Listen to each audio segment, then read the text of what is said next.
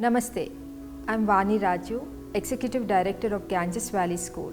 Welcome to Samvadh, a conversation with Ms. Aarti Rajaratnam, a well-known psychologist, author, and an innovative curriculum and educational consultant.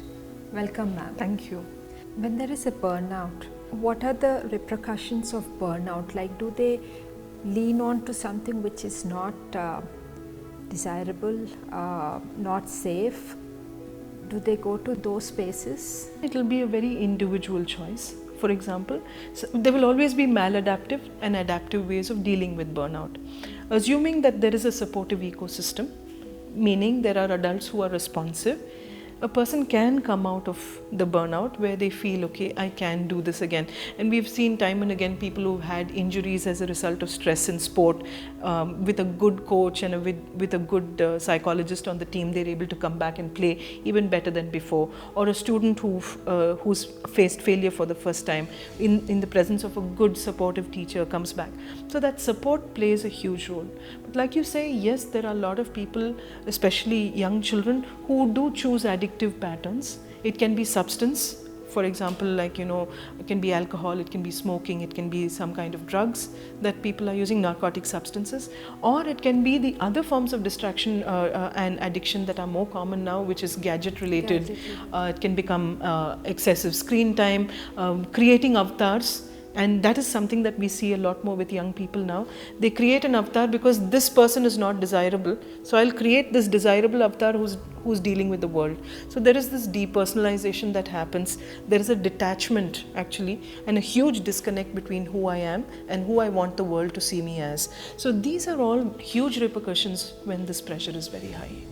So ma'am, because of the number of activities they have to do, and they don't have probably time for themselves, attuned to themselves, to be with themselves, because you're always in the doing and not in the being, and not able to deal with this overwhelm, and they may see failure. I have seen a lot of kids who are not able to deal with failure. What would you suggest, ma'am? As a culture, we don't understand the value of mistakes. Because I don't know a single human being who has learnt precious lessons without a mistake. So I think somewhere in our education system, we must have scope for children to make mistakes and reflect on those mistakes to be able to set themselves up for life. And in fact, there's a beautiful study by Princeton University called Intelligent Fast Failure. They say when you need to achieve something and you've set a goal, find all the ways in which you can fast fail. Okay. Because when you are prepared for all of this, then your innovation and creativity levels are much higher. And I've personally used it with students and learning, and I find that, when they're even preparing for an answer, what are the many things you can forget in this answer? Okay. Or when you're playing a sport, what are the many ways in which your forehand cannot work? So we work on all of this intelligent fast failure. It's intelligent fast failure because you anticipate it and you prepare your nervous system to adapt to it.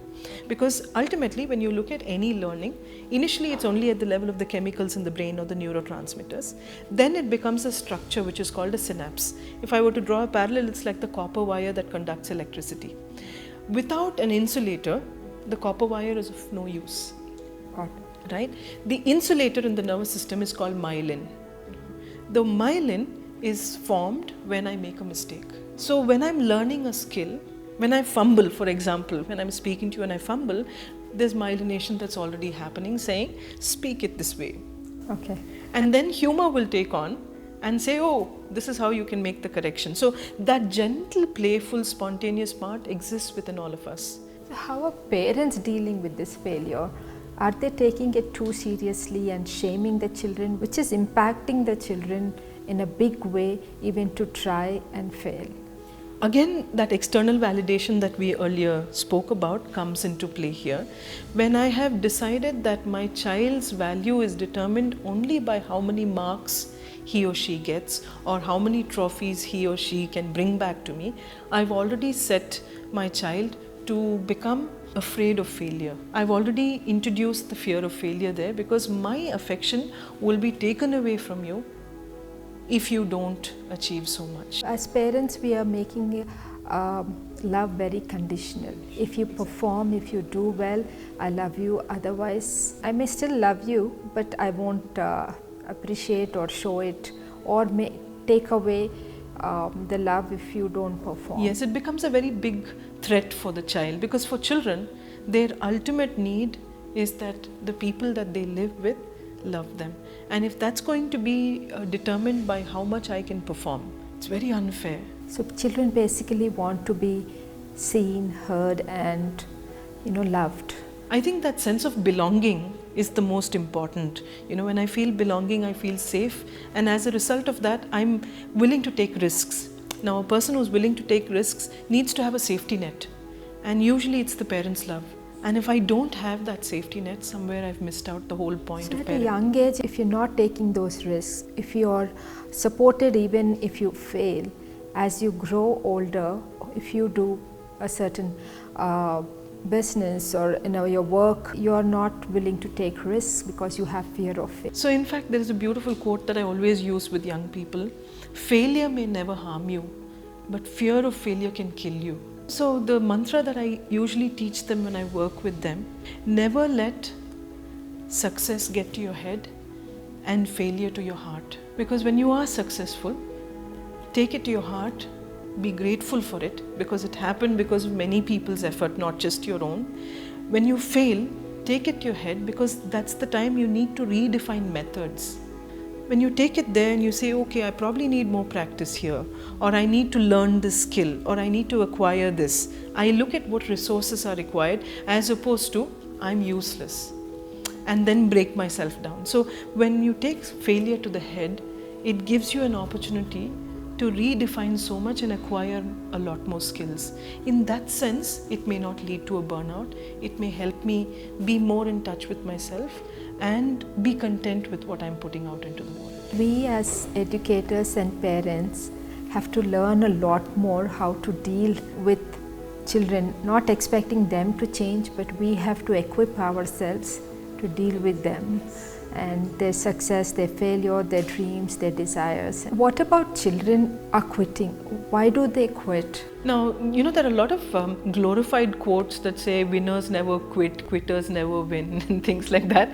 I sort of disagree with all of that, because, sometimes you may need to take that sacred pause to slow down and say, okay, do I really want to do this?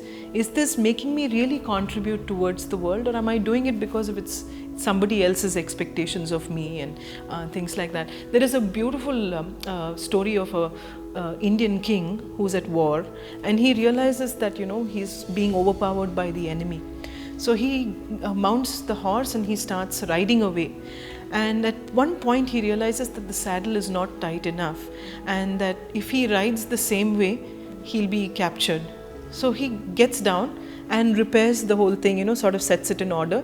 And the enemy is closing in, and he is very sure that if he doesn't set this, he'll be caught. So he settles this, and then when he rides away, he's able to sort of outrun the whole thing, and then comes back and wins another day. I use this story many times to tell children that you may not be able to do it now, and it's okay to take a pause, figure out what you want to do, acquire new skills, learn new things, and then do it when you're really ready. That's one way to look at it. The second is quitting can come from overwhelm. I'm not able to balance the many things that are happening in my life. I have these exams, I have this sport performance, I have to do this, I have to do that. So in that sense, you may need to see, do I need to slow down? Do I need to take some things off my plate? That kind of thing. And parents can support children in that. Third reason for quitting, I've just lost interest. Something that I was interested in, say, 5 months back, need not interest me now. As a human being, I have that flexibility to do that. This is where how much is too much, when should I push, when should I refrain from pushing is a very important question. Parents should be able to accept that quitting and not attribute any kind of shame towards it. Shame also is one thing, ma'am, but I also hear parents saying, I'm already paid for 6 months, so you must go because I've paid. It becomes a financial transaction over the child's interest levels. So this is where the 3 things that parents can look at. Is the child losing interest? Sometimes these classes can be very boring. Every Saturday I have to go there and keep repeating this thing that I'm not really skilled at. My family, everybody is a musician but me. I can't play music. I can appreciate music. But when they would send me for music classes, it was only because I had to go. So the one chance that I got to, sort of give up music lessons, I did. Because it was not something I had an aptitude for. So sometimes parents may need to see that the lack of interest is not because the child doesn't want to do it, but because they don't have an aptitude for it, but they can do well in another field. So to try another field is one thing. So not to look at it as quitting, but as an opportunity to find a new field. The second thing, if the child is overwhelmed, teach them to sort of slow down and take things off their plate, prioritize what is really important and work on that. And the last part is when the child says, I don't want to do this or I don't like this class, sit down and listen to them non-judgmentally. Listen to what they really have to say. What is the reason for the quitting? Sometimes it could be as simple as my friend is no longer coming for that class, so I don't have company there. So the child is trying to tell you, I have no sense of belonging in the class. It's a very important need, and not to dismiss it saying go and make new friends. The child is communicating something very important. So the message in any behavior is always the child trying to tell us something that they don't have the words for. So as parents, we should be listening to them, whether it is through words or through body language. Be on the lookout, listen, gauge, and then see what is not too much. Bringing a balance is always being in tune with our needs and in tune with the child's needs, and asking them the right questions. So what would you like to do instead? Would you like to take a short break, or would you like to learn a new skill? Find out things from them. What is difficult in this? Is there something that I can do to support you? Is there something that the teacher can guide you with? Sometimes they'll say, Appa, I'm not able to remember this. It's very difficult. So, find strategies together so that they don't quit. So again, it's that fine balance between understanding what is the real need and addressing it in the best possible way. One more thing, Aarti ma'am, have noticed that parents are working these days and they don't have time to engage with kids, to be with the kids. Children are alone at home, so they don't want to keep them at home, so they put them in multiple classes, keep them completely engaged all the time, and there is no me time for the child. So when they don't have that me time, and could be one of the reasons that they're overwhelmed. First of all, you're in multiple classes, and then the parents expect you to excel at everything, whether it is academics, whether it is sports, whether it is creative arts or whatever. They want you to excel at everything.